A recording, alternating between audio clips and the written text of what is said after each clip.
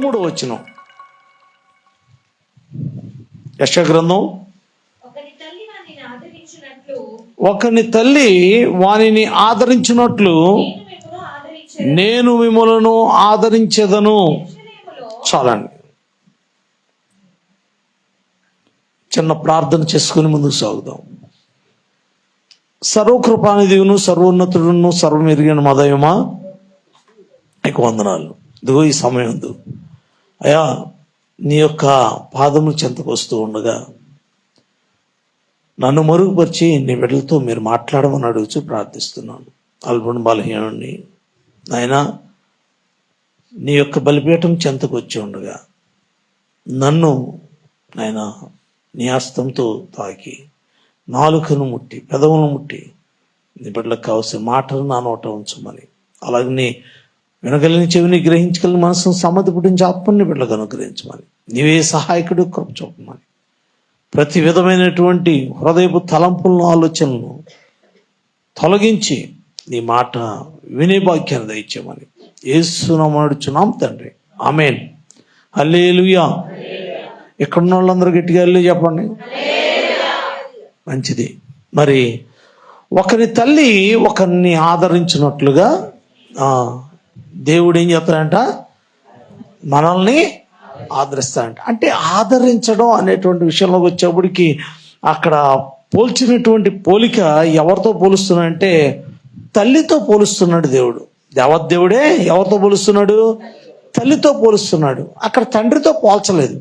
తండ్రితో పోల్చాడా? తండ్రితో పోల్చలేదు, తల్లితో పోలుస్తున్నాడు. అంటే తల్లి ఏ విధంగా ఆదరిస్తుందో ఆ విధంగా నిన్ను నేను ఆదరిస్తాను అని చెప్తూ ఉన్నటువంటి మాటల విషయంలో మరి ఆ యొక్క ఆదరణ అనేటువంటి విషయంలోకి వచ్చేప్పటికి మన తల్లులైనటువంటి వారందరికీ బాగా తెలిసిందే.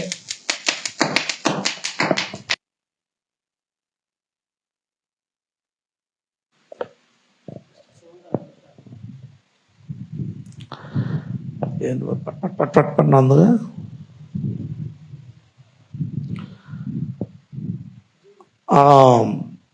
తల్లులైనటువంటి వారి పక్షంలో మరి దేవుడు మరి మాట్లాడుతున్నటువంటి మాట, ఒక మాటలో ఆదరించేటువంటి ఒక గొప్ప స్థానాన్ని తల్లికి ఇవ్వడం అనేటువంటిది గొప్ప విషయం. తల్లి అనేటువంటి మీరు అందరూ కూడా చాలా ధన్యులని చెప్పాలి. ఎందుకనంటే దేవాదేవుడు ఆ యొక్క ఆదరణ గురించినటువంటి విషయంలో దేవుడు మరి గతించిన సంవత్సరం అంటే మనకి ఆఖరి నెలలో ఆఖరి వారంలోనికి వచ్చేసాం కదా, ఇంకా 2-3 రోజులు అయితే కనుక ఈ సంవత్సరం మొత్తం కూడా అయిపోద్ది. మరి అయిపోయేటువంటి ఈ యొక్క సంవత్సర కాలం కూడా దాదాపుగా ఈ యొక్క 363 రోజులు కూడా దేవదేవుడు మనల్ని కాపాడాడు లేదా? ప్రతి ఒక్క విషయంలోనూ ఆదరిస్తూ వచ్చిన వాడై ఉన్నాడా లేదా? ఆదరించాడు. ఎందుకనంటే నీకున్నటువంటి ప్రతి స్థితిలోనూ కూడా నీకు ఎదురు పడినటువంటి ప్రతి ఒక్క విషయంలోనూ కూడా దేవదేవుడు ఏం చేస్తూ వచ్చాడంటే, నువ్వు వెళ్ళి అయ్యా నాకు ఈ సమస్య లేకపోతే ఈ బాధ ఈ విధంగా ఉన్నదయ్యా అని చెప్పి అడిగినప్పుడు దేవదేవుడు ప్రతి ఒక్క విషయంలోనూ కూడా ఆయన తన యొక్క చిత్తం చొప్పున నిన్ను స్వస్థపరిచిన వాడై ఉన్నాడు, ఆదరించిన వాడై ఉన్నాడు, జాలి చూపిన వాడై ఉన్నాడు, కనికరించిన వాడై ఉన్నాడు. ఒకరి ఏళ్ళు ఒకరి విషయంలో రకరకాలుగా ఆయన చేస్తూ వచ్చిన వాడై ఉన్నాడు. కొందరు విషయాల్లో మరి గర్భఫలం లేనటువంటి వారికి గర్భఫలాలను ఇచ్చాడు. కొంతమంది వివాహం కానటువంటి వారికి వివాహాలు జరిగించారు. కొంతమంది అయితే గనక మొన్నటి రోజునాడే మేము మాట్లాడుకుంటూ వచ్చాం, ఆ యొక్క డిసెంబర్ 23వ తారీఖు సెమీ క్రిస్మస్ అయిన తర్వాత మరి భయంకరమైనటువంటి యాక్సిడెంట్ జరిగినటువంటి స్థానంలో మరి పడిపోయి మొత్తం అంతా కూడా చాలా బాధాకరమైనటువంటి పరిస్థితుల్లో మరి యేసు విషయంలో గొప్ప కార్యాన్ని దేవుడు చేసిన వాడైనాడు. అలాగా చాలా చాలా చాలా మంది జీవితాల్లో ప్రతి ఒక్క జీవితంలోనూ కూడా ఆయన ఆదరించినటువంటి వాడై ఉన్నాడు అనేటువంటి విషయాన్ని మనం ఏమాత్రం కూడా మర్చిపోకుండా ఉండవలసిన వారమై ఉన్నాం. దేవుని స్తోత్రం, హల్లెలూయా. ఆయన ఆదరించేటువంటి వాడుగా ఉండి ఆయన ఏం చేస్తాడు, ఎంత చక్కగా ఆయన ఆదరించేటువంటి వాడుగా ఉన్నాడంటే మనల్ని ప్రతి ఒక్క విషయంలోనూ కూడా ఆయన ఆకలి తీర్చేటువంటి వాడుగా ఉన్నాడు. మనకు ప్రతి ఒక్క విషయంలో ఆకలి తీర్చేటువంటి వాడుగా ఉన్నాడు. ఎటువంటి ఆకలిని తీర్చి ఆదరించేవాడుగా ఉన్నాడు అనేటువంటి విషయం చూస్తే గనక, మరి తల్లి తన బిడ్డ విషయంలో మరి ఆ బిడ్డకి ఏడిస్తే అయ్యో ఆకలిస్తుందేమో అని అనుకుని ఏం చేస్తుందంటే పాలిస్తుంది. ఏమండి, అంతేనా? లేదు, టైం చూస్తుంది. టైం చూసి ఏం చేస్తుందంటే, అరే 1:30 అయిపోయింది, వాడు ఏంటి ఇంకా నిద్రపోతాడున్నాడు, ఏందా పాపం ఇంకా నిద్రపోతాడు ఉంది, అయ్యో మా బంగారం ఇంకా లేవలేదు, లేపి మరీ ఏం చేస్తారు, పాలిస్తుంది. ఎందుకనంటే ఆ పిల్లలకి పాపం తెలీదు, ఇంకా నిద్రపోతూనే ఉంటారు. కానీ ఆ యొక్క ఆకలేసేటువంటి స్థానం తెలియకపోయినటువంటి స్థానంలో సైతము కూడా తల్లి ఏం చేస్తుంది అంటే, మరి ఆకలి తీర్చడానికి మరి మీరు ఎన్నో బాధలు పడుతున్నటువంటి స్థానాలు నాకు తెలుసు. మా చిట్టోడు అయితే మొత్తం తిప్పుతాడు, ఇల్లంతా తిప్పుతాడు. మా చింతల్లి అయితే మొత్తం రోడ్డు అంతా తిప్పుద్ది. మా అమ్మాయి ఎన్ని బాధలు పడుతుందో. అలాగే మా బంగారం అయితే ఇంకా చెప్పలేము. దానికి కోళ్ళు మేకలు అన్నీ చూపించాల్సి వస్తుందంట. అసలు అన్నం తినటానికి ఆకలేసింది అనేటువంటి విషయం తర్వాత పక్కన. ఎందుకంటే ఆ అన్నం పెట్టాలంటే ఈ కాలంలో తల్లులు పడేటువంటి బాధలు అన్నీ ఇన్ని కాదు.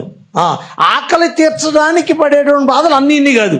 పోనీ వాళ్ళకి ఆకలేసి పెట్టినప్పుడు శుభ్రంగా తినేలాగా ఒక రోజు మానేద్దాం అంటే ఎవరు మానేస్తారా? పిల్లలు ఏ తల్లి అని మానేస్తుందా? మానేయచ్చుగా.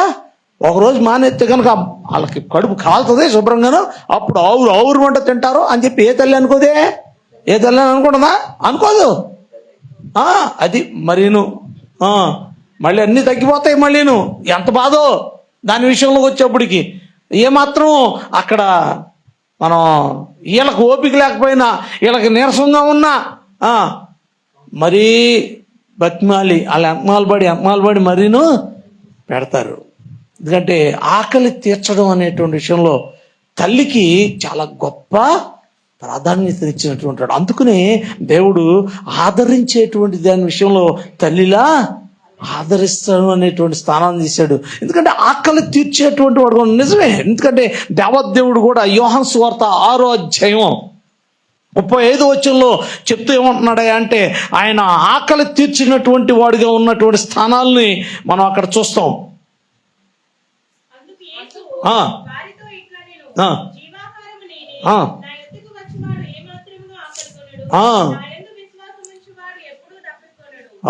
ఏంటంటే నా ఆకలి కొనడు.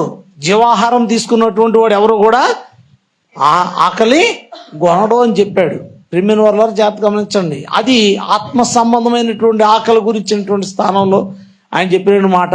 మరి అలాగే శరీర సంబంధమైనటువంటి ఆహారం విషయంలో, ఆకలి తీర్చే విషయంలో కూడా యోహాను సువార్త 6వ అధ్యాయంలోనే 11వ వచనంలో చూసినట్లయితే కనుక, అక్కడ ఆ యొక్క చిన్న పిల్లవాడి చేతిలో ఉన్నటువంటి ఆ యొక్క 2 రొట్టెలు 2 చేపలు 5 రొట్టెల్ని ఏం చేశాడంటే దేవుడు ఆశీర్వదించి మరి 5,000 మందికి ఆహారంగా పంచిపెట్టడం జరిగింది. ఇంకా 12 గంపలు మిగలడం జరిగింది. అయినా మీకు తెలిసిన విషయం. ఎందుకు నేను చెప్తున్నానంటే, ఆయన ఏం చేసేవాడైనంటే మన ఆకలిని తీర్చేటువంటి వాడై ఉన్నాడు. అందుకనే ప్రతి ఒక్క విషయంలోనూ కూడా దేవదేవుడు మాట్లాడుతూ అంటాడు, నువ్వు వెత్తవు కొయ్యవు, వాటి యొక్క కడుపులు ఎల్లనితున్నాయి, అలాగే నువ్వు ప్రయాసపడకనేటువంటి స్థానం కూడా అనేక సార్లు దేవదేవుడు చెప్తూ వచ్చింది. కాబట్టి ప్రియ దేవుని బిడ్డ జాగ్రత్త గమనించు. ఎందుకంటే ఆయన నీ ఆకలిని నా ఆకలిని ఎరిగినటువంటి వాడైనాడు. తల్లి ఏ విధంగా అయితే బిడ్డ యొక్క ఆకలిని ఎరిగినటువంటిదిగా ఉందో, అలాగే నీ ఆకలి కూడా ఆయనకి ఎరిగినటువంటి వాడే ఉన్నాడు. దేవుని స్తోత్రం, హల్లెలూయా. ఎంతో మందిని పోషిస్తున్నాడు. చాలా మంది చాలా పనులు చేసి పోషించబడుతున్నారు. కానీ చాలా మంది మరి బెగ్గింగ్ ద్వారా మరి అడుక్కుంటూ కూడా వాళ్ళు పోషించబడుతున్నటువంటి వారు ఉన్నారు. కింద స్థాయి నుండి అంటే ఏంటి, ఆ యొక్క బెగ్గింగ్ చేసుకునేటువంటి వారి దగ్గర నుండి కోటీశ్వరులైనటువంటి వారి వరకు కూడా దేవదేవుడు ఆకలిని తీరుస్తూ పోషిస్తూ ఉన్నవాడైనాడు. దేవుని స్తోత్రం, హల్లెలూయా. గతించిన సంవత్సర కాలం అంతట్లోనూ కూడా మరి నీ ఆకలిని తీర్చినటువంటి దేవుడు ఆయనే ఉన్నాడు. నమ్మితే కనుక గట్టిగా స్తోత్రం చెప్పు దేవునికి. ఏ రోజన్నా నిన్ను పొస్తుంచాడా? ఏ రోజు పొస్తుంచలే. ఏ రోజు కాకపోతే ఏంటంటే ఏదో పక్షపన్న పరమాణాలు నీకు లేకపోవచ్చు, లేకపోతే నీ దగ్గర ఉండకపోవచ్చు, కానీ దేవదేవుడు మాత్రం నిన్నెప్పుడు పోషించకుండా, ఆహారం లేకోకుండా, అన్నం లేకోకుండా నిన్నెన్నడూ కూడా ఉంచలా. చాలామంది ఏంటంటే ఒకవేళ అన్నం ఉన్నా కానీ, కూర ఉన్నా కానీ, కూర నాకు చప్పగా ఉంటుంది నేను తిన్నని, ఆ కూర ఎవరు వండారని మానేసి పడుకునేటువంటి వాళ్ళు బయటికి వెళ్ళి ఏంటి ఈ ఫ్రైడ్ రైసులు, బూయిడ్ రైసులు, గప్పిచిప్పులు, గిప్పిచిప్పులు ఇవన్నీ ఉంటాయి కదా, చండాలం చెత్త అంతా కూడా తినేసి వచ్చేవాళ్ళు చాలామంది ఉంటారు. చాలామంది ఉంటారు. వాళ్ళకి ఇంకా అయ్యే గతి. ఎందుకంటే ఆకలి తీర్చబడ్డానికి దేవుడు ఏం చేశాడయ్యా అంటే ఆహారాన్ని ప్రతి ఒక్కరికి కూడా సిద్ధపరిచేవాడుగా ఉన్నాడు. దేవుని స్తోత్రం, హల్లెలూయా. కాబట్టి ప్రియ దేవుని బిడ్డ జాగ్రత్త గమనించు. నీకు సంవత్సర కాలం అంతయు కూడా దేవదేవుడు నీ ఆకలిని తీర్చిన వాడై ఉన్నాడు. అలాగే ఏమో చూసినట్లయితే కనుక ఆయన ఇంకో మాటలో చూస్తే కనుక యోహాను సువార్త 4:14 మాట్లాడితే ఏంటంటే ఆయన దప్పిక తీర్చిన వాడై ఉన్నాడంట. ఆయన ఆ దప్పిక తీర్చిన వాడై ఉన్నాడు. అది సమరయ స్త్రీ గురించినటువంటి మాటలు మాట్లాడుతూ యేసుప్రభువు వారు మాట్లాడుతున్న మాట. కానీ అక్కడ మరి నీళ్లు చేదుకుంటూ ఆ నీళ్లు తాగితేనే వాళ్ళకు దప్పిక తీరేటువంటి వారుగా ఉన్నటువంటి స్థానం. ఎందుకంటే ఎక్కడో సమరయ నుంచి వచ్చి ఆ యొక్క దావీదు బావి దగ్గర, యాకోబు బావి దగ్గర నీళ్లు చేదుకుని మరి తీసుకుని వెళ్తూ ఉండేవాళ్ళు. మనకంటే కనుక ఇప్పుడు ట్యాప్ చెప్పగానే నీళ్ళు వస్తున్నాయి, ఆ నీళ్లు కూడా కాదని చెప్పి మనం ఏం చేస్తున్నాం, మంజీరా వాటర్ తీసుకుంటున్నాం. మంజీరా వాటర్ కూడా కాదని ఫిల్టర్ టిన్లు వేయించుకుని మరీ తాగుతున్నాం. ఏ విధంగా తాగినా, ఏ నీరు తాగినా దేనికోసం అంటే దప్పిక తీరడం కోసం. బాగా దప్పిక ఉన్నప్పుడు కూల్ డ్రింక్ ఇస్తే దప్పిక తీరద్దండి. ఇంకా కొంచెం ముందుకెళ్తే కనుక ఒక గ్లాసుడు మజ్జిగ ఇచ్చినా దప్పిక తీరుతుంది, కానీ లేదా గ్లాసు మంచినీళ్ళు ఇచ్చినా దప్పిక తీరదు. కానీ ఇంకా కూల్ డ్రింక్ కాదు కదా, ఇంక వేరే ఏమి ఇచ్చినా కానీ దప్పిక తీరనటువంటిది. అటువంటి దప్పిక తీరేటువంటి స్థానంలో, ఎందుకంటే దేవదేవుడు ప్రతి ఒక్క విషయంలోనూ ఏమండి మీ పిల్లలకి ఆడుకుంటూ ఆడి తిరిగి వచ్చారనుకోండి, లోపల రాగానే ఏ తల్లైనా ఏం చేస్తుందండి, వీడు బాగా తిరిగి ఆటలాడి వచ్చాడని చెప్పి ముందు మంచినీళ్ళు ఇస్తారు లేదా? ఎందుకంటే వాడికి తాగాలని తెలీదు. ఒకవేళ తాగాలని ఆ దప్పిక అనేటువంటి విషయం తెలిసినటువంటి వయసు వచ్చినటువంటి వాళ్ళు అయితే కనుక ఏం చేస్తారు, వాళ్ళే అడుగుతారు, మమ్మీ మంచినీళ్ళు అని అడుగుతారు. వెంటనే ఏం చేస్తారు, మంచినీళ్ళు తీసుకొచ్చి ఇస్తారు, లేకపోతే తీసుకుని తాగరా అంటే వాళ్ళే తాగుతారు. కానీ ఆ వయసు రానటువంటి, ఆ దప్పికంటే ఏంటో తెలియనటువంటి వయసులో ఉన్నటువంటి వాళ్ళకి ఏం చేస్తుందయ్యా తల్లి అంటే, వీళ్ళకి దప్పికొస్తుంది, మంచినీళ్ళు తాగాలి అని చెప్పి ఏం చేస్తారంటే అటు తిరిగి కాసి ఆటలాడిన తర్వాత మళ్ళీ ఒక గ్లాసు నీళ్ళు ఇచ్చి తాపిస్తూ ఉంటారు. మళ్ళా తిరిగినప్పుడు మళ్ళీ ఇంకో గ్లాసు నీళ్ళు ఇచ్చి మధ్యలో తాపిస్తూ ఉంటారు. ఆ దప్పికను గురించినటువంటి స్థానంలో తల్లి ఎప్పుడు కూడా మరి ఆలోచన కలిగినటువంటి వ్యక్తిగా ఉంటుంది. ఇప్పుడు దేవుని బిడ్డ జాగ్రత్త గమనించు. అలాగే ప్రతి ఒక్క విషయంలోనూ కూడా మరి ఇశ్రాయేలు ప్రజలను పోషించినటువంటి దేవదేవుడు ఏమండి సంఖ్యాకాండంలో మోషే విషయంలో మాట్లాడుతూ ఉంటున్నాడు అంటే, ఆయన నీళ్ళు లేవు బాబోయని ఈ ప్రజలందరూ గొడవ చేస్తుంటే ఏం చేశాడండి, బండ దగ్గరికి వెళ్ళి మాట్లాడు, ఆ బండ నీళ్ళు ఇస్తుందని చెప్పాడు. అలాగే బండ దగ్గరికి వెళ్ళి కొట్టేప్పుడు బండ నీళ్ళు ఇచ్చింది, విస్తారమైన నీళ్ళు ఇచ్చింది. అలాగే ఇంకొక చోటకి వెళ్ళినప్పుడు ఆ యొక్క నీరంతా చేదుగా ఉన్నాయి.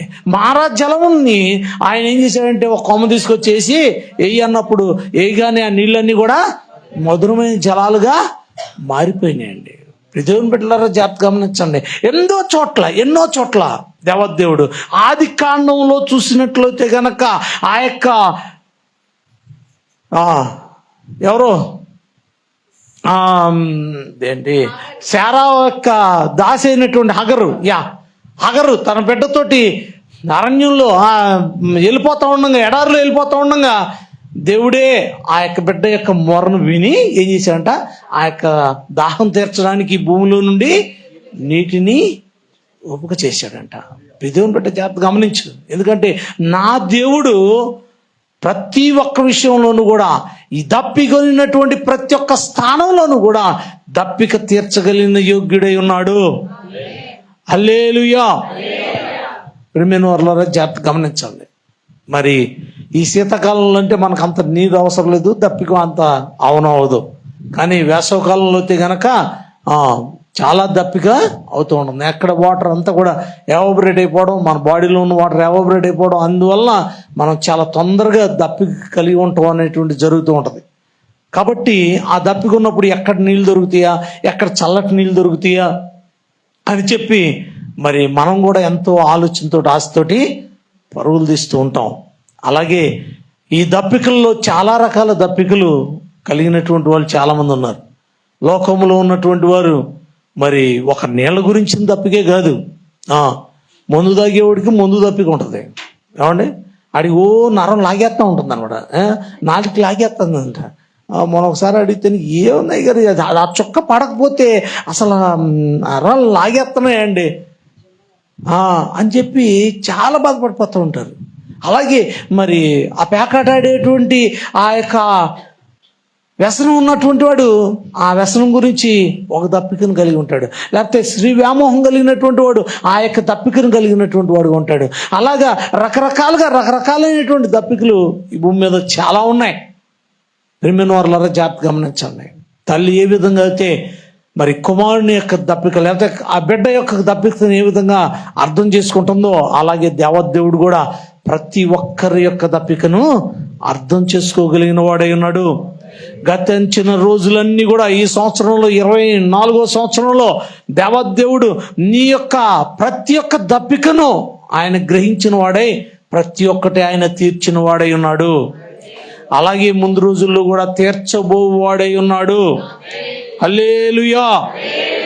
ప్రియమైన వారులా, ఇంకో మాటలో చూసినట్లయితే గనక మరి ఆ యొక్క దప్పికను తీర్చినటువంటి వాడుగా ఉన్నటువంటి ఆయన మరి మన పక్షంన ఎన్నో విషయాల్లో మరి ఆ లోక సంబంధమైన ప్రతి దప్పికను తీర్చినటువంటి వాడు, ఆదరించిన వాడుగా ఉన్నటువంటి దేవదేవుడు మత్తయి సువార్త 11:28 ఆయన లాలించువాడుగా ఉన్నాడు. ఆయన లాలించువాడుగా ఉన్నాడు. ఒక తల్లి ఆ యొక్క బిడ్డని ఏ విధంగా అయితే మొట్టమొదట మరి ఆకలి తీర్చేటువంటి తల్లిగా ఉంటుంది. తను ఎంత నీరసంగా ఉన్నా కానీ ఆ బిడ్డకు పాలు ఇవ్వకోకుండా మాత్రం, ఆ బిడ్డకు ఆకలి తీర్చుకోకుండా మాత్రం ఏ తల్లి కూడా ఉండదు. ఆ యొక్క తల్లి యొక్క రక్తమే ఆ బిడ్డకి పాలుగా మార్చబడుతున్నటువంటి స్థానం ఎరిగి ఉన్నటువంటి తల్లి అయినప్పటికీ కూడా ఏమాత్రం కూడా ఆకలి తీర్చడానికి ఇచ్చేటువంటి ఆ పాలు ఇవ్వకోకుండా మాందో. ఈ కాలంలో పాశ్చాత్య దేశాల్లో ఈ యొక్క పిచ్చెక్కువైపోయి మరీ దారుణంగా పిల్లల్ని కానడానికి, పిల్లలకి పాలు ఇవ్వడానికి వేరే వాళ్ళని ఎన్నుకుంటున్నారు. వీళ్ళ యొక్క సౌందర్యం పాడైపోద్దంట, వీళ్ళ అందం పాడైపోద్దంట. ఈ దరిద్రం మన ఇండియాకి లేదులేండి, ఇంకా ఇప్పుడే వ్యాపిస్తూ ఉంది. అక్కడక్కడ బాగా డబ్బు బాగా ఎక్కువగా ఉన్నటువంటి వారందరూ కూడా వాళ్ళు పిల్లలు కంటం అనేసి వారి ద్వారా వేరే వాళ్ళు పిల్లలను కనేటువంటి రీతిగా చేసి మరి వాళ్ళ పిల్లలను పుట్టించి వాళ్ళే పెంచి వాళ్ళే పాలిచ్చి పెంచి అప్పుడు తీసుకొచ్చి వీళ్ళకి ఇస్తే వాళ్ళతో ఆడుకుంటూ ఉంటారు అన్నమాట. ఈ దౌర్భాగ్యం నశించును గాక. ఇలా అలాగా కనకపోతే నిజంగా నేను అంటాను, కానీ పాలు ఇవ్వకపోతే ప్రేమ అనేటువంటిది చచ్చిపోద్దండి. తల్లి ఆ విధమైనటువంటి బాధపడి ఆ విధంగా పెంచినటువంటి స్థానం ఉంది కాబట్టే ప్రేమ అనేటువంటిది ఆ తల్లి నుంచి బిడ్డకి ట్రాన్స్ఫర్ అవుతుంది. లేకపోతే కనుక ఇలాగ టెస్ట్ ట్యూబ్ బేబీలను లేకపోతే ఇలాగ కాంట్రాక్ట్ బేబీస్ని కనేసేసి వాళ్ళని పెంచితే కనుక వాళ్ళు ఆఖరికి ఏమవుతున్నారా అంటే తల్లిదండ్రుల మీద ఉన్నటువంటి ప్రేమ గురించినటువంటి స్థానాలు ఏమాత్రం వాళ్ళకి లేక ఆఖరికి పెద్ద పెద్ద రౌడీలు గాను పెద్ద పెద్ద గోండాలు గాను తయారవుతున్నారు. కేవలం ఎందుకంటే ఈ పెంచేటువంటి స్థానంలో ప్రేమను ఆమె తెలియపరచలేకపోయినటువంటి స్థానాన్ని బట్టి. దేవుని బిడ్డ జాగ్రత్త గమనించు. ఎందుకంటే మన యొక్క భారతదేశంలో చాలా వరకు ఇంతవరకు కూడా ఆ యొక్క విలువలు గౌరవాలు కాపాడబడుతూ ఉన్నాయి అని అంటే గనక నిజంగా అది దేవుని యొక్క కృపే. ఎందుకంటే ఈ విధమైనటువంటి ఆకలి తీర్చేటువంటి తల్లులు ఉన్నారు కాబట్టి నిజంగా చాలా చాలా తను పొట్టకి తినలేకపోయినా అప్పటికి ఒక 4-5 రోజుల నుంచి ఏ ఆహారం తినకపోయినా కానీ తనకు పుట్టినటువంటి బిడ్డకు పాలు ఇవ్వడానికి మాత్రం ఆ తల్లి ఏమాత్రం వెనకాడనటువంటి చాలా విషయాలు మేము చూస్తూ వచ్చాం. ఎందుకంటే నిజంగా ఆ యొక్క ప్రేమ ఆ యొక్క తల్లికి మాత్రమే తగినది, ఆదరించగలిగినటువంటి గొప్ప కృప ఆ తల్లికి మాత్రమే దేవుడు ఇచ్చాడు. దేవుని స్తోత్రం, హల్లెలూయా. ప్రియమైన వారు జాగ్రత్త గమనించండి. ఆ యొక్క తల్లి ఆదరించినట్లుగా అన్న మాటలో మొట్టమొదట ఆకలి తీర్చేదిగా ఉంది, రెండోది దప్పిక తీర్చేదిగా ఉంది, మూడోది ఏంటంటే లాలించేదిగా ఉంది. ఎలా ఉంది? లాలించేదిగా ఉంది. మన పిల్లలు ఎవరైనా ఏడిస్తే గనక 11 వచ్చిన చదివారండి, మత్తయి సువార్త 11:28 వచ్చిన.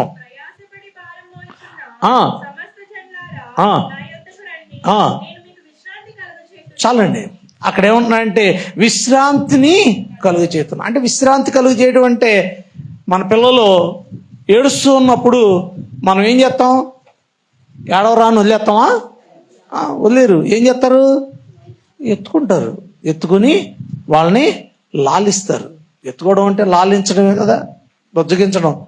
లేకపోతే ఇద్దరు ఎవరన్నా కొట్టుకున్నారు అనుకో, అక్క చెల్లెలు లేకపోతే అన్నదమ్ముడు లేకపోతే ఎవరన్నా వాళ్ళిద్దరు కొట్టుకున్నారు అనుకో, వాళ్ళిద్దరు కొట్టుకుంటే కనుక వాడు ఏమైనా కొడితే వీడు ఏడుతాడు. మనం ఏం చేస్తాం?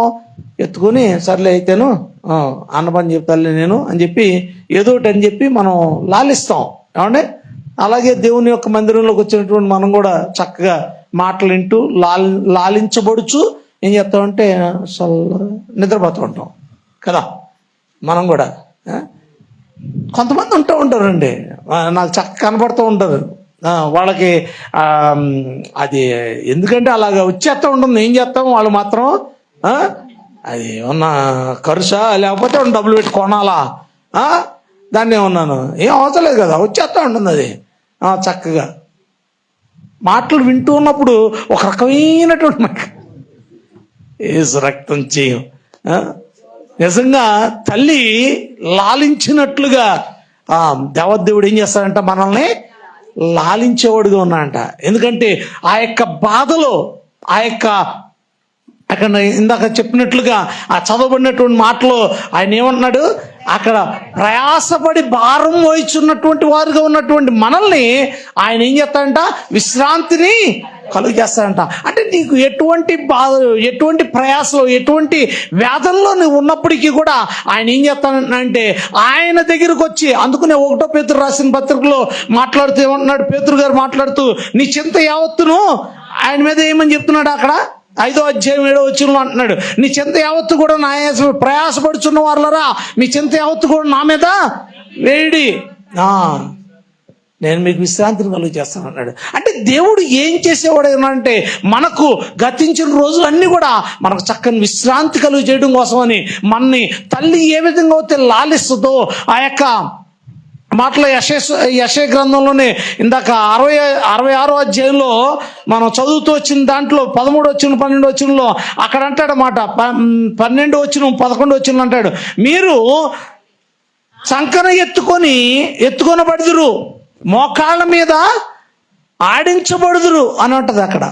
అంటే మోకాళ్ళ మీద నీ చంకన ఎత్తుకొనబడుదురు. అంటే చంకన ఎత్తుకుంటాం అంటే ఏమిటి? చంటి పిల్లలు ఎవరన్నా ఏడుస్తుంటే ఏం చేస్తారు? చంకన ఎత్తుకుని మనం లాలిస్తాం. అలాగే ఇంకా ఇదవుతే గనక మరి కాళ్ళ మీద పడుకోబెట్టుకుని ఆడిస్తూ ఉంటాం. ఎందుకంటే వాళ్ళు ఆ యొక్క ఏడుపు మానడం కోసం అని. లేకపోతే కనుక మనం ఇంకా లాలిస్తూ ఏమంటాం అంటే మా చిట్టి లాంటిది అయితే కనుక సరేలే అమ్మ నీకు ఇంకో చాక్లెట్ ఇస్తానులే, ఆ చాక్లెట్ లేకపోతే ఏమైందిలే, ఇంకో చాక్లెట్ నీకు పెద్ద చాక్లెట్ ఇస్తానులే అంటే అప్పుడు ఆపుద్ది, లేకపోతే ఆపదు ఏడుపు. దాని పంతం అంటే పంతం.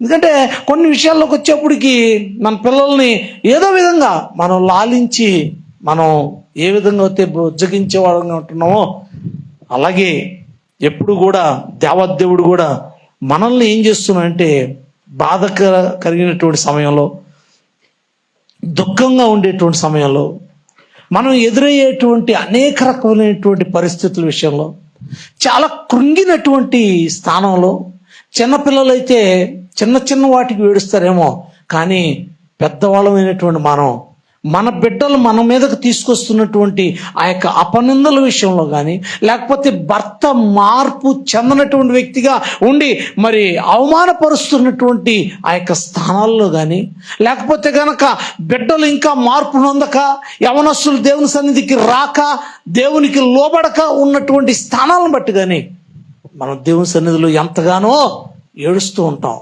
బాధపడుతూ ఉంటాం. అయ్యా ఇంకా నా కొడుకు రక్షణ పొందలేదయ్యా, నా భర్త ఇంకా నీ సన్నిధికి నడిపించబడలేదయ్యా, అయ్యా నేను ఈ విధంగా నీ సన్నిధిలో సంవత్సరం 363 రోజులు కూడా నేను ఏడుస్తూనే ఉన్నానయ్యా నీ సన్నిధిలో.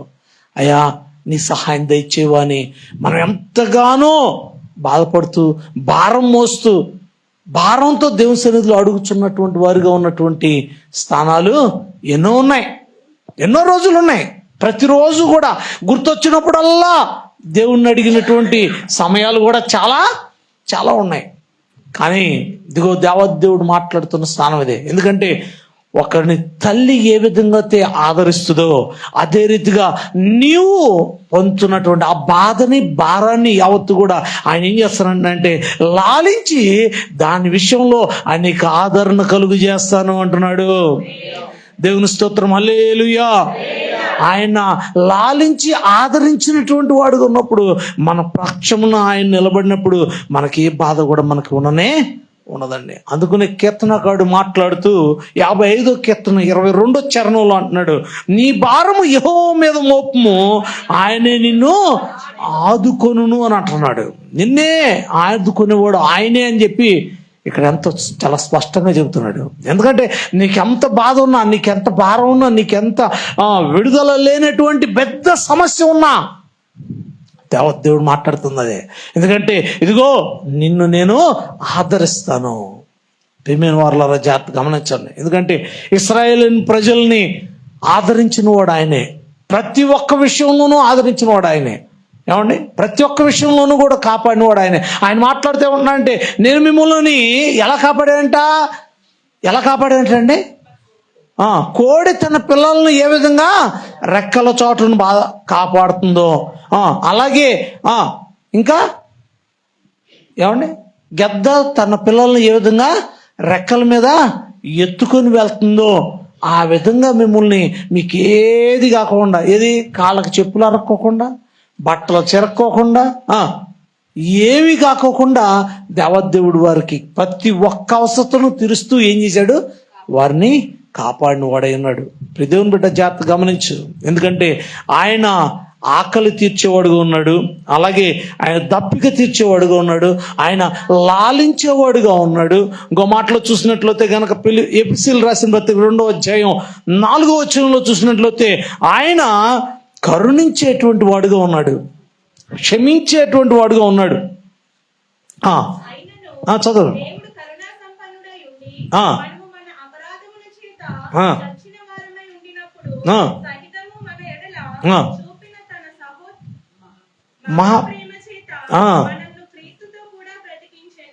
చాలండి. ఇక్కడ ఆయన కరుణించిన వాడుగా ఉన్నాడు, ఆయన కరుణా సంపన్నుడుగా ఉన్నాడు. అందుకని ఆయన పేరు ఏమన్నారు, కరుణామయుడు. అంటే కరుణ చూపించే వాడే ఉన్నాడు. అంటే కరుణామయుడు, కరుణ చూపించేవాడు అనేటువంటి స్థానం చూస్తే ఇక్కడ మాట చదవబడిన మాటలు చూసినట్లయితే మనము అపరాధముల చేత, పాపముల చేత మనము చచ్చిన వారమై ఉండగా, ఎందుకంటే పాపం వలన వచ్చే జీతము మరణం, కాబట్టి ఆ మరణము మనం చచ్చిన వారమై ఉంటూ ఉండగా దేవదేవుడు ఏం చేశాడు అంటే మన కొరకు ఆయన మరణించి మనల్ని ఏం చేసిన వాడైనా బ్రతికించిన వాడే ఉన్నాడు. మన పాపములన్నింటినీ కూడా క్షమించి మన పాపములన్నింటిలో నుండి మనకు విడుదలనిచ్చి ఆయన ఏం చేశాడంటే మనల్ని క్షమించి మనల్ని ఎంతగానో కరుణించిన వాడే ఉన్నాడు, కరుణ చూపించిన వాడే ఉన్నాడు. నిజంగా మరి ఇశ్రాయేలు ఉన్నట్లుగా గనక మనం కూడా ఉన్నట్లయితే మనం ఏమన్నా ఉంటామా, నిలబడతామా? ఎంతవరకు ఉండేవాళ్ళు ఎవరు కనపడరు, ఏళ్ల మీద కూడా లెక్క పెట్టవచ్చు. ఇన్ని కోట్ల మంది కనపడేవాళ్ళు కాదు, ఇన్ని కోట్లు కూడా ఉండేవాళ్ళు కాదు, అసలు ఒక్కడికి కోటు ఉండేది కాదు, కోట్లు వేసుకున్న వాళ్ళకి కూడా కోటు ఉండేది కాదు. దేవుని యొక్క మాట ప్రకారం, ఆజ్ఞ ప్రకారం, ఏది అపోస్తుల కార్యాల్లో గనక ఎవరు అననీయ సప్పీరాలు వాళ్ళిద్దరూ గనక ఏ విధంగా అయితే చేశారో, ఏం చేశారు వాళ్ళిద్దరు, అన్నయ్య సప్పీరాలు ఇద్దరు పరిశుద్ధాత్మని బాధ పెట్టిన వారుగా ఉన్నారు, పరిశుద్ధాత్మ దేవుణ్ణి బాధ పెట్టిన వారుగా ఉన్నారు. కాబట్టి అలా బాధ పెట్టినటువంటి పరిస్థితులు, సీన్లు మన దగ్గర లేవంటారా? ఏమండి, మన జీవితాల్లో లేవంటారా? దేవుణ్ణి బాధ పెట్టినటువంటి జీవితాలు లేవంటారా? పరిస్థితులు లేవంటారా? మాటలు లేవంటారా? క్రియలు లేవా మనలో? వాటి విషయాల్లో మనం గనక ఆయన గనక మన గనక చూస్తే గనక ఏమవుతాము? లెక్కలో ఉంటాము మనం. ఆయన గనక ఆ లెక్క ప్రకారం, ఆయన లెక్క ప్రకారం చూస్తే ఎక్కడ కనపడం. ఆయన క్షమించాడు కాబట్టి ఆయన మనల్ని ఏడలా ఆయన ఏం చెప్తున్నాడంటే మరి కరుణ చూపించేవాడుగా ఉన్నాడు కాబట్టి మనం బ్రతుకుతున్నాం, మనం బ్రతుకుతున్నాం. అదే మాట ఎఫెసీయులు రాసిన పత్రికలో, అదే ఇందాక చదివినటువంటి మాటలో 2:4 ఆయన అన్నాడు, ఆయన మన మీద కరుణా సంపన్నుడుగా ఆయన ఉన్నాడు కాబట్టి మనము మన అపరాధాలన్నింటినీ కూడా ఆయన క్షమించి మనల్ని ఏం చేశాడంట? బ్రతికిస్తున్నాడంట. దేవుని స్తోత్రం, హల్లెలూయా.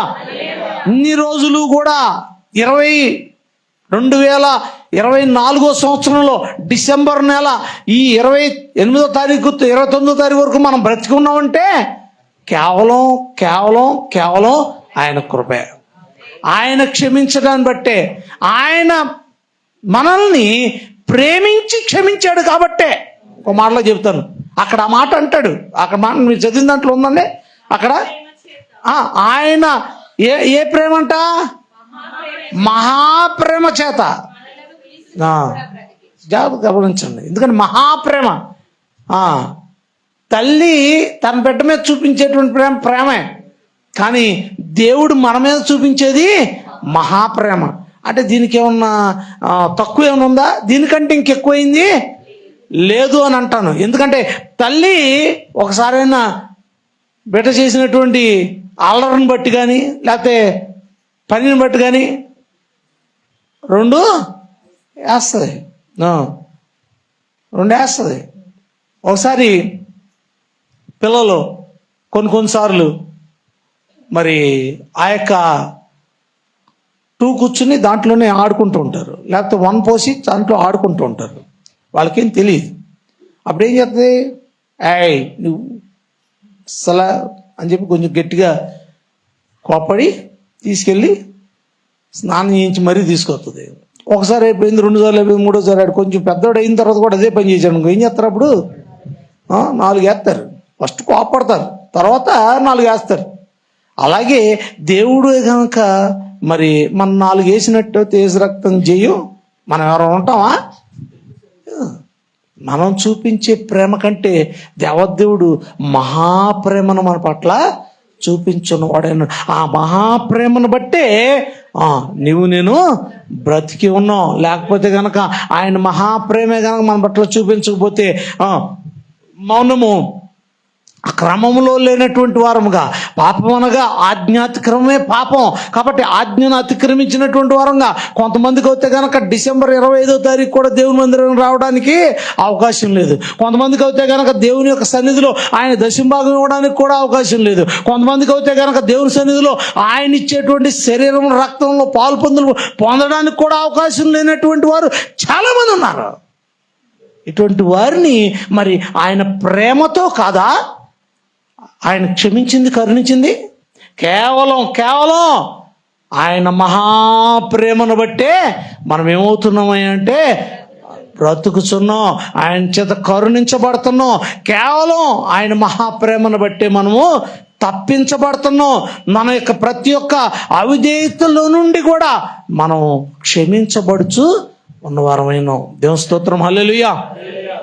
యెషయా గ్రంథంలో మాట్లాడుతూ దేవదేవుడు అంటాడు, ఏమంటున్నాడంటే, ఇదిగో నీ పాపములను నేను నీ వెనక తట్టు పడవేసి ఉన్నాను, నేను వాటిని అన్నడు కూడా నేను జ్ఞాపకము చేసుకొని అన్నాడు. నేనే నా చిత్తానుసారంగా ఆ పని నేను చేస్తున్నానని చెప్పాడు. కాబట్టి అది ఇశ్రాయేలు అనేటువంటి ప్రజల గురించినట్టు చెప్పిన మాట, మన గురించి కాదు. ఎందుకంటే మన కరుణామయుడైనటువంటి దేవదేవుడు ఆ మాట చెప్పాడు కదా అని నీ ఇష్టం వచ్చినట్టు తప్పులు చేసి, నీ ఇష్టం వచ్చినట్టు పాపాలు చేసి, నీ ఇష్టం వచ్చినట్టు ఏ నెల కూడా దశంభాగం ఇవ్వకోకుండా నీ ఇష్టం వచ్చినటువంటి రీతిగా ప్రవర్తిస్తూ వెళ్ళిపోవాలనేటువంటి ఇష్టం కాదు చెప్పేది. దేవుని విషయంలోకి వచ్చేప్పటికి దేవుడు ఎప్పుడు కూడా నిన్ను హెచ్చరిస్తూ ఉంటాడు. ఆ హెచ్చరిక ఏం చేయాలంటే లోబడితే కనుక ఆయన వెనకున్నటువంటి ప్రతి ఒక్కటి, నువ్వు అంతకుముందు చెయ్యి అన్నటువంటి ప్రతి ఒక్కటి కూడా ఆయన జ్ఞాపకం చేసుకోక, ఇదిగో అయ్యా నేను ఇక్కడ నుండి అయ్యా నీ కరుణ కలిగినటువంటి ఆ యొక్క స్థానాన్ని నేను గుర్తించాను కాబట్టి, నీ ప్రేమను గుర్తించాను కాబట్టి అయ్యా ఇక మీద నేను ఇలా ఉంటానయ్యా అని నీవు ఎప్పుడు తీర్మానం తీసుకుంటావో, ఎప్పుడు నిర్ణయం తీసుకుంటావో అని ఆయన ఎదురు చూస్తూ ఏం చేస్తున్నాడు అంటే, 1 సంవత్సరం తర్వాత 365 రోజుల తర్వాత మరలా ఇంకొక 365 రోజుల్ని నీకు నాకు కృపాదానంగా అనుగ్రహిస్తున్నాడు. ఎప్పటికైనా కానీ ఆయన మాట వింటావు, విని ఆయన బిడ్డగా చేయవలసిన పని నువ్వు చేస్తావు అని చెప్పి ఆయన ఏం చేస్తున్నాడంటే నిన్ను ప్రేమిస్తూనే ఉన్నాడు. ప్రేమిన వాళ్ళ జాగ్రత్త గమనించండి.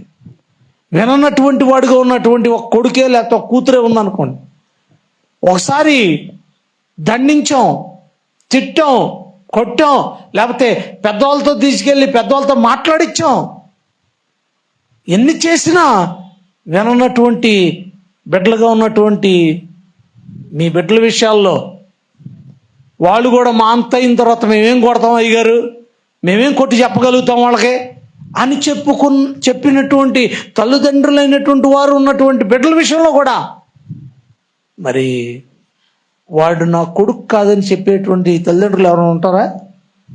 ఏమండి, అస్సలు వాడు నా మాట వినగానండి నిజంగా ఆయన నా కొడుకు అని చెప్పుకుంటా నా బాధగా ఉందనే మాట తప్ప వేరే మాట వాడరు. ఎందుకంటే అంత మూర్ఖుడు, అంత భయంకరమైన వ్యక్తి అయినప్పటికీ కూడా అంగీకరించుకోకుండా ఎవరో కూడా ఉండరు. ఎందుకనంటే మానవుడిగా, మనిషిగా నీ కడుపును పుట్టినందుకే నీవు అంత దుర్మార్గుడైనా కానీ ప్రేమించడానికి నువ్వు ఇష్టపడుతున్నావు కదా. అలాంటి వ్యక్తి నీవు దేవుని విషయంలోకి వచ్చేప్పటికి మరి ఎటువంటి ప్రేమను దేవునికి చూపిస్తున్నావు, లేకపోతే ఆయన మాటకు ఏ విధంగా నువ్వు లోబడినటువంటి వ్యక్తిగా నువ్వు ఉంటున్నావు? ఎందుకంటే నీ బిడ్డ, నీకు పుట్టినటువంటి బిడ్డ నీ మాట వినకపోతేనే నువ్వెంతో బాధపడిపోతున్నావు. మరి నిన్ను ప్రతి ఒక్క విషయంలోనూ ఆకలి తీర్చే విషయం ఏంటి, దప్పిక తీర్చే విషయం ఏంటి, లాలించే విషయం ఏంటి, నిన్ను ప్రతి ఒక్క దాని విషయంలో కరుణించి కాపాడే విషయం ఏంటి, ప్రతి ఒక్క పాపం విషయంలోనూ కూడా ఆయన క్షమించే విషయం ఏంటి, ప్రతి ఒక్క విషయంలోనూ నీతో ఎంతో మాయా ప్రేమను చూపుతున్నటువంటి దేవదేవునికి నువ్వెలా ఉన్నావు, నువ్వెలా లోబడుతున్నావు, నువ్వెలాగా ఆయన యొక్క మాటను తీసుకుంటున్నావు నీ హృదయంలోనికి? ఒకసారి మనల్ని మనం పరిశీలించుకోవాల్సిన వారమైన. ఎందుకంటే దేవుడు ప్రతి ఒక్క విషయంలోనూ ఆయన మనల్ని క్షమించేటువంటి వాడైనాడు. దేవుని స్తోత్రం, హల్లెలూయా. మరి ఇంకో విషయాన్ని చూసినట్లయితే కీర్తన గ్రంథం 103వ కీర్తన 13వ చరణంలో మాట్లాడుతూ ఆయన జాలి చూపించేటువంటి దేవుడై ఉన్నాడు. చాలండి. తన యందు భయభక్తులు గల వారి ఎడల ఆయన జాలి పడుచున్నాడు. దేవుని స్తోత్రం, హల్లెలూయా. ఆయన మొట్టమొదటిగా ఆయన ఆకలి తీర్చేవాడుగా ఉన్నాడు, మరి దప్పిక తీర్చేవాడుగా ఉన్నాడు, అలాగే లాలించేవాడుగా ఉన్నాడు, అలాగే కరుణించేవాడుగా ఉన్నాడు, అలాగే సంవత్సర కాలం అంతా కూడా నిన్ను జాలి చూపించేవాడే ఉన్నాడు. క్రమం ఇక్కడ జరుగుతుందని తెలుసు, బుధవారం క్రమం ఉందని తెలుసు, నువ్వు రావు, నీ మీద జాలి చూపించాలి దేవుడు. శుక్రవారం క్షమం ఉందని తెలుసు, నువ్వు రావు, క్షమించాలి దేవుడు, జాలి చూపించాలి నీ మీద. ఆదివారం నాడు సైతం కూడా కొంతమంది క్రమం ఉందని తెలుసు కానీ ప్రోగ్రాంలు పెట్టుకుంటారు, అయినా కానీ నీ మీద జాలి చూపించాలి, మరొక ఆదివారాన్ని నీకు ఇవ్వాలి దేవుడు. దేవుని బిడ్డ జాగ్రత్త గమనించు. ఆయన నీ మీద జాలి చూపుతూ ఉన్నాడు కాబట్టి, లేకపోతే కనికర పడుతూ ఉన్నాడు కాబట్టి నీ ఇష్టం వచ్చినట్టు చేస్తున్నావు నువ్వు. 363 రోజులు అయిపోయినాయి, ఇంకో 3 రోజులు ఉన్నాయి. ఈ 3 రోజుల్లో అయినా ఒక మంచి తీర్మానం తీసుకో. ఎందుకంటే జాలి చూపించే దేవుడు నీ మీద జాలి చూపుతున్నాడు కదా అని అలాగా ఆయన జాలి చూపుతున్నటువంటి స్థానంలో అలా ఉండిపోవడం అనేటువంటి దేవుడు ఇష్టపడలేదు. నువ్వు అలాగే ఉంటావు. ఆయన జాలిని గ్రహించే గనక అప్పుడు ఏం చేస్తాడంటే నిన్ను ఆయన ఆశీర్వదిస్తాడు. అక్కడ మాట తర్వాత మాట అదే, యెహోవా యందు భయభక్తులు గలవాడి పక్షాన దేవుడు ఆయన జాలి పడుచున్నవాడైనాడు. ఎందుకంటే ఆయన జాలి పడతాడు ఎప్పుడంటే నువ్వు ఆయన ఎందుకు భయభక్తులు కలిగిన వ్యక్తిగా ఉన్నట్లయితే. అందుకనే యెషయా గ్రంథంలో 49వ అధ్యాయం 13వ వచనంలో ఆయన అంటున్న మాట చూడండి.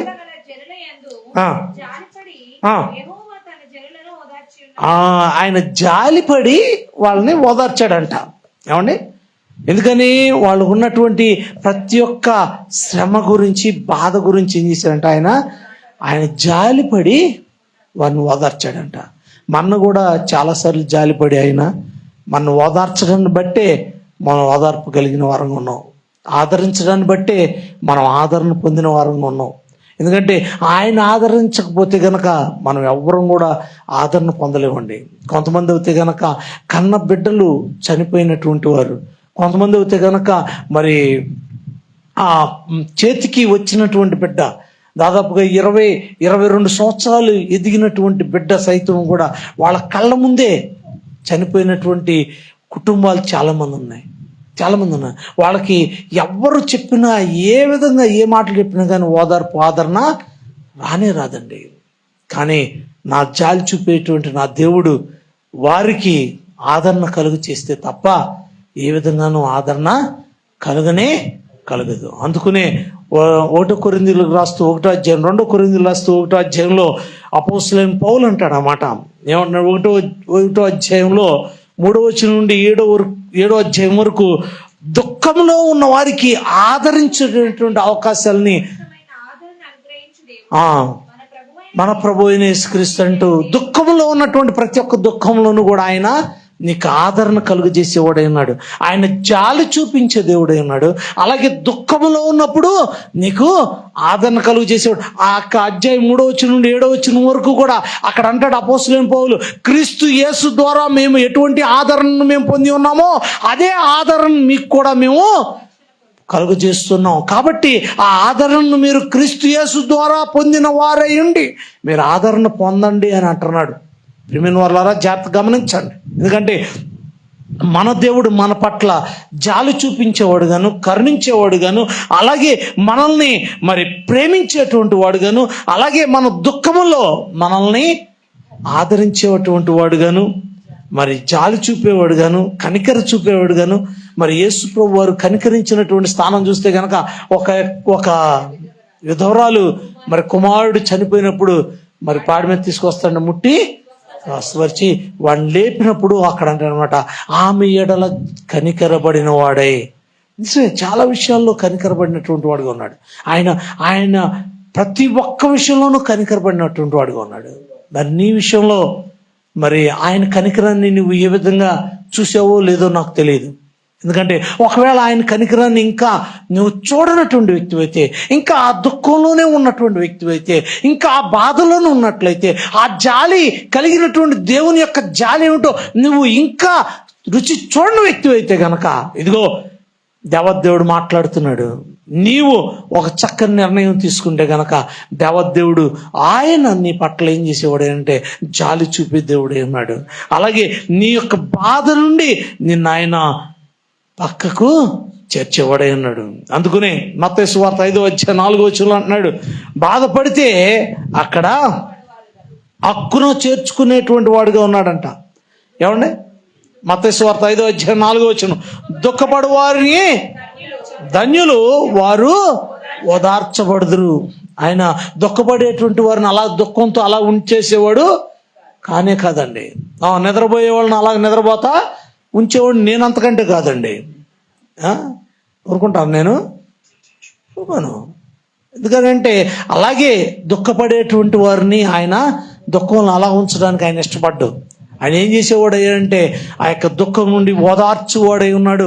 ఓదార్పు అనేటువంటిది నీకు కావాలంటే గనక నువ్వు ఏ విధమైనటువంటి విషయాల్లో దుఃఖపడుతున్నా కానీ, లేకపోతే ఎటువంటి దుఃఖ సంబంధమైనటువంటి విషయాలు నీ ముందు ఉన్నా కానీ, నీ చుట్టూ ఉన్నా కానీ, ఆయన నిన్నేం చేసేవాడై ఉన్నాడు అంటే ఆయన తల్లిలా లాలించి నిన్ను కాపాడి, నిన్ను క్షమించి, నిన్ను ప్రేమించి, నీ ఆకలిని తీర్చి, నీ ఇలా జాలి చూపి, నీ ఇలా కనికరం చూపి, నీ బాధలన్నిటి నుండి కూడా నిన్ను ఓదార్చి ఆదరించేటువంటి వాడుగా ఉన్నాడు. దేవుని స్తోత్రం, హల్లెలూయా.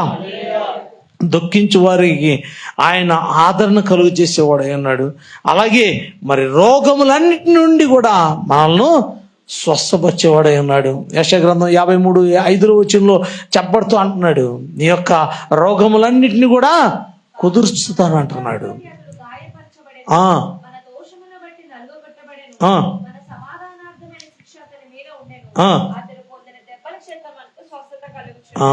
ఆయన పొందిన దెబ్బల చేత ఏం చేస్తున్నాడు? నీకు స్వస్థత కూడా ఇస్తున్నాడు. దేవుని స్తోత్రం, హల్లెలూయా. కాబట్టి ఏంటంటే ప్రియ దేవుని బిడ్డలారా, జాగ్రత్త గమనించండి. నా మాటలు ముగిస్తున్నాను. ఎందుకంటే దేవదేవుడు ఒక తల్లి ఏ విధంగా అయితే ఆదరిస్తుందో అలాగే ప్రతి ఒక్క విషయంలో అని ఆకలి తీర్చే విషయంలో కానీ, దప్పిక తీర్చే విషయంలోనే కానీ, లేకపోతే లాలించే విషయంలో కానీ, లేకపోతే కరుణించే విషయంలోనే కానీ, లేకపోతే కనుక కనికరించే విషయంలో కానీ, జాలిపడే విషయంలో కానీ, లేకపోతే బాధను తీర్చే విషయంలో కానీ. ఏమండి, మన పిల్లలు నడుస్తూ పడిపోయారు అనుకోండి, భలే తగిలిందిరా దెబ్బ, బాగా తగిలింది, ఇంకో 4 తగలాలే అని అంటాడు ఎవరన్నా? ఏ తల్లిని అంటదా? అయ్యో నా కొడుకు పడిపోయాడు బాబోయ్, అమ్మో ఎక్కడ తగిలిందా, నా దెబ్బ తగిలింది, అమ్మో ఇంత పెద్ద దెబ్బ తగిలింది, అక్కడ తగిలిన చిన్న దెబ్బ అయినా కానీ అబ్బో ఇంత దెబ్బ తగిలింది, రక్తం కారిపోతుంది, నేల అని చెప్పి ఏది నేలను కూడా కొట్టేస్తారు. నేలను కూడా కొట్టేసి ఇంత దెబ్బ తగిలిచ్చావు నా కొడుక్కి అని చెప్పి నేలను కొట్టి మరీను వీడిని సంధాయిస్తారు. ఏడ్చేవాడిని సంధాయించి మరి పెద్ద కట్టేస్తారు తగిలిన ఇంత దెబ్బ అయినా కానీ. ఎందుకంటే మరి జనాలందరూ సంపత్తి చూపించాలిగా. ప్రియమైన వాళ్ళ జాతి గమనించండి. మనం అయితే కనుక ఎన్నో విషయాల్లో చాలా చాలా చాలా ప్రేమ చూపిస్తాం. మరి నిన్ను గురించినటువంటి నా దేవుడు, అన్నిటినీ చూపించే నా దేవుడు, మరి నీవు కూడా ఆయనకు ఎటువంటి యెహోవా యందు భయభక్తులు గల వారి ఎడల ఆయన జాలి చూపువాడైనాడు. మరి ఆయన యందు భయభక్తులు కలిగినటువంటి స్థానంలో నువ్వు నేను ఉంటున్నామా? ఆయన ప్రతి ఒక్కటి నీ గురించి చేస్తున్నాడు. 363 రోజులు చేశాడు. ఈ సంవత్సర కాలంలో ఒకసారి జ్ఞాపకం చేసుకో వెనక్కి. ఏ రోజన్నా నిన్ను పస్తుంచాడా? ఏ రోజన్నా నీకు దప్పిక ఉన్నప్పుడు నీ దప్పిక తెచ్చుకొని ఉన్నాడా? లేకపోతే ఏ రోజన్నా నీ బాధ ఉన్నప్పుడు బాధలోనే ఆయన నీతో మాట్లాడుకోకుండా ఉన్నాడా? లేకపోతే నిన్ను ఆదరించినటువంటి వ్యక్తిగా ఉన్నాడా? లేకపోతే కనుక నిన్ను కరుణించినటువంటి వ్యక్తిగా ఉన్నాడా? ఒక్కొక్కరిని లేచి నిలబడి చెప్పమంటే కనుక బోళ్ళన్నీ సాక్ష్యాలు చెప్పగలుగుతారు. రేపు మీ అందరికీ కూడా ఒక చక్కని అవకాశం 31వ తారీఖు రాత్రి ప్రతి ఒక్కరూ వారి యొక్క జీవితాల్లో దేవుడు చేసినటువంటి సంవత్సరంలో చేసినటువంటి మేలన్నిటిని కూడా జ్ఞాపకం తెచ్చుకొని కావాలంటే ఒక కాగితం మీద రాసుకుని వచ్చి మరి దేవుని సన్నిధిలో నీవు కృతజ్ఞతతోటి, అయ్యా ఈ సంవత్సర కాలం అంతా కూడా నా ఎడల నువ్వు జాలి చూపిన దేవుడు అయినావయ్యా, నువ్వు కరుణించిన దేవుడు అయినావా అయ్యా, నువ్వు కరుణ చూపిన దేవుడు అయినావయ్యా, నా యొక్క దప్పిక తీర్చిన దేవుడు అయినావా, నా ఆకలి తీర్చిన దేవుడు అయినావా అయ్యా, నువ్వు ప్రతి ఒక్క విషయంలోనూ నువ్వే, లేకపోతే నేను బ్రతికి ఉండేవాడిని కాదయ్యా అని నువ్వు ఎంత గట్టిగా సాక్ష్యం చెప్పగలుగుతావో అంత గట్టిగా సాక్ష్యం చెప్పు దేవుని సన్నిధిలో. దేవుని స్తోత్రం, హల్లెలూయా. మరి ఎంత బోర్ రాసుకొస్తావో నాకు తెలియదు, లేకపోతే ఎన్ని పేజీలు రాసుకొస్తావో నాకు తెలియదు. సరే ఊరుకోండి అయ్యగారు, ఒక క్రితం వారం చేసిందే ఈ వారం నాకు జ్ఞాపకం ఉండట్లేదు, ఇంకా అలాంటిది ఇంకా సంవత్సరం, అబ్బో జాన్యువరి నెల నుంచి వామ్మో 12 నెలలు, అమ్మో 366 రోజులు, అమ్మో ఎక్కడైనా జ్ఞాపకం ఉంటావా ఏమన్నానా? ఏది జ్ఞాపకం ఉండదు అయ్యగారు. ఎన్నో ఆలోచించాను అయ్యగారు, ఎంత ఆలోచించి గుర్తు తెచ్చుకుందాం అనుకున్నా కానీ ఏది ఒక్కటి కూడా గుర్తు రావట్లేదు అయ్యగారు. ఒక్కటి మాత్రం గుర్తొస్తుంది, ఆదివారం నాడు నేను మా ఆరాధనకు రాలేదని మీరు తిట్టింది మాత్రం గుర్తొస్తుంది. శివాపోయి ఇంకేం గుర్తు రావట్లేదు అయ్యారు. ఒక ఆదివారం నాడు నన్ను పట్టుకొని, ఏంటి నువ్వు దశమభాగం ఇవ్వట్లేదు, అసలు ఎందుకు దశమభాగం ఇవ్వట్లేదు, అసలు నువ్వు ఏంటి అని చెప్పి నన్ను తిట్టారు చూసారా, అది గుర్తుంది అయ్యారు. ఇంకేది ఏం గుర్తుంటలేదు. మా పాస్టర్ గారు ఏంటి మీరు 10 దొంగలు అయిపోయారు, పని చేయకోకుండా ఎటు పోతున్నారు అని చెప్పి తిట్టింది గుర్తుంది అయ్యారు. ఒకటి ఏం గుర్తులేదు, దేవుడు చేసిన ఏమి కూడా గుర్తులేదు. అసలు ఏం గుర్తు తెచ్చుకుందామని గుర్తు రావట్లేదు అయ్యా. మీరేమో పేజీలు చదివేయాలని అన్నారు, ఒక్కటి కూడా మాకు గుర్తు రావట్లేదు అనేటువంటి వారలారా, మీరు గుర్తు తెచ్చుకుని దేవుడు మీ పట్ల ఏం చేశాడో, ఎటువంటి కార్యాలు చేశాడో, ఎటువంటి జాలి చూపినటువంటి కార్యాలు చేశాడు, ఎటువంటి కనికరం చూపించేటువంటి కార్యాలు చేశాడు, లేకపోతే ఏ విధంగా ఆయన మిమ్మల్ని లాలించినటువంటి వాడుగా ఉన్నాడో, ఎటువంటి మీ దుఃఖములో నుండి మీ దుఃఖమును మరి నాట్యముగా మార్చినటువంటి వాడుగా ఉన్నాడో మరి మీరు జ్ఞాపకం తెచ్చుకొని తల్లి తన బిడ్డను ఏ విధంగా లాలిస్తుందో. ఏమండి, నిజంగా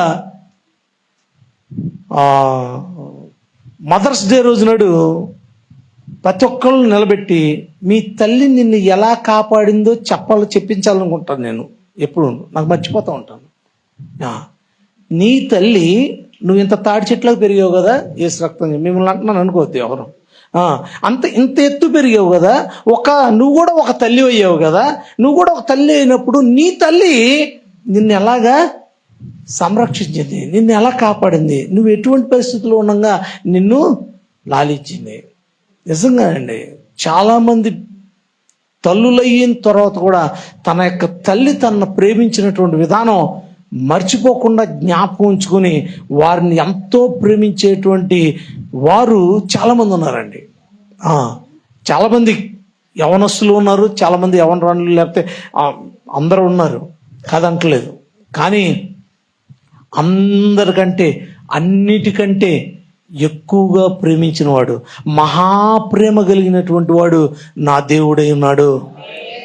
ఆ ప్రేమను నువ్వు జ్ఞాపకం చేసుకోవాలని, ఇదిగో ఇంకా 3 రోజులే ఉంది. ఆ ప్రేమను నువ్వు జ్ఞాపకం చేసుకుని ఇంకా నువ్వు ఎక్కడైతే దేవునికి లోబడలేకపోతున్నావో ఆయా విషయాల్లో దేవునికి లోబడుతూ దేవుని సన్నిధిలో నీవు ఆయన యొక్క గొప్ప ప్రేమను పొందినటువంటి వ్యక్తిగా నువ్వు నిలబడాలని దేవదేవుడు నిన్ను ప్రేమిస్తూ నీ కొరకు ఆయన ఏం చేశారంటే, రోమీయులకు రాసిన పత్రిక 5వ అధ్యాయం 8వ వచనం చదువుకుని మనం ముగించేసుకుందాం, మన సమయం అయిపోయింది కూడాను. రోమీయులకు రాసిన పత్రిక 5వ అధ్యాయం 8వ వచనం, ఆయన నీ కొరకు నిన్ను ప్రేమించి ఆయన తన ప్రాణమును పెట్టిన వాడై ఉన్నాడు. తన ప్రేమను వెల్లడిపరుచున్నాడు. ఎట్లనగా మనం ఇంకను పాపులమై ఉండగా క్రీస్తు మన కొరకు చనిపోయెను. దేవుని స్తోత్రం, హల్లెలూయా. నమ్మకం ఉన్న వాళ్ళందరూ గట్టిగా చెప్పండి. ఎందుకంటే నీ కొరకు ఆయన ఏం చేశాడంటే, నిన్ను పాపులమైనటువంటి మనల్ని ప్రేమించి ప్రతిరోజు ఆయన్ని బాధ పెడుతూ ఉన్నప్పటికీ, ఆయన ప్రతిరోజు మనం చంపుతూ ఉన్నప్పటికీ, ఓ మాట చెప్పాలంటే మనం చేసినటువంటి తప్పుల వలన, మనం చేసినటువంటి గాయాల వలన ఆయన ప్రతిరోజు మన గురించి బాధపడుతూ ఉన్నటువంటి స్థానాలే 365 రోజుల్లో ఏ రోజు ఆయన బాధపట్టుకోకుండా ఉన్న రోజు మన చరిత్రలో ఉండదు. మన నోటి మాటతో కానించి మనం చేసే ప్రతి ఒక్క పని విషయంలో మనం గనక చూసుకుంటే గనక ఆయన్ని బాధ పెట్టిన రోజు ఉండదు. కాబట్టి ప్రియ దేవుని బిడ్డ, నీవు కొరకు, నా కొరకు, నీ యొక్క విధేయత కొరకు, నా యొక్క విధేయత కొరకు, నీ పాపం నిమిత్తం, నా పాపం నిమిత్తం దేవదేవుడు ఏం చేశాడంట, ఆయనే మన కొరకు చనిపోయిన వాడై ఉన్నాడు. కాబట్టి ఒకసారి జ్ఞాపకం చేసుకో, నీ కొరకు ప్రాణం పెట్టినటువంటి ఆయన ఎంత ప్రేమ కలిగినటువంటి వాడు. తల్లి తన బిడ్డను చూపించేటువంటి ఆ యొక్క ఆదరణ కంటే గొప్ప ఆదరణను నీకు ఇచ్చేటువంటి దేవదేవుడు. 363 రోజులు కూడా నిన్ను కాపాడినటువంటి దేవుడు, నిన్ను కరుణించినటువంటి దేవుడు, నీ పైన జాలిపడినటువంటి దేవుడు ఈరోజు నీతో మాట్లాడుతున్నాడు. ఏమిటి అంటే, నేను వచ్చే సంవత్సరం కూడా దేవుడు కాపాడేవాడై ఉన్నాడు. ఆయన నిన్నెంతగానో ప్రేమించిన వాడై ఉన్నాడు. కాబట్టి ఆయన ఏమేం చేశాడో అట్లన్నిటినీ నువ్వు సాక్షి రూపంలో నిలబడి ఆయనకి కృతజ్ఞతగా నీవు చక్కగా వాటన్నిటినీ చెప్పి ఒక చక్కని కృతజ్ఞత అర్పణను అర్పించి ఒక చక్కని వాగ్దానం తీసుకుంటాం కోసం ఒక బలమైనటువంటి బిడ్డగా నువ్వు దేవుని సన్నిధికి రావాల్సిందిగా దేవదేవుడు కోరుకుంటున్నాడు. దేవుని స్తోత్రం, ఆమేన్.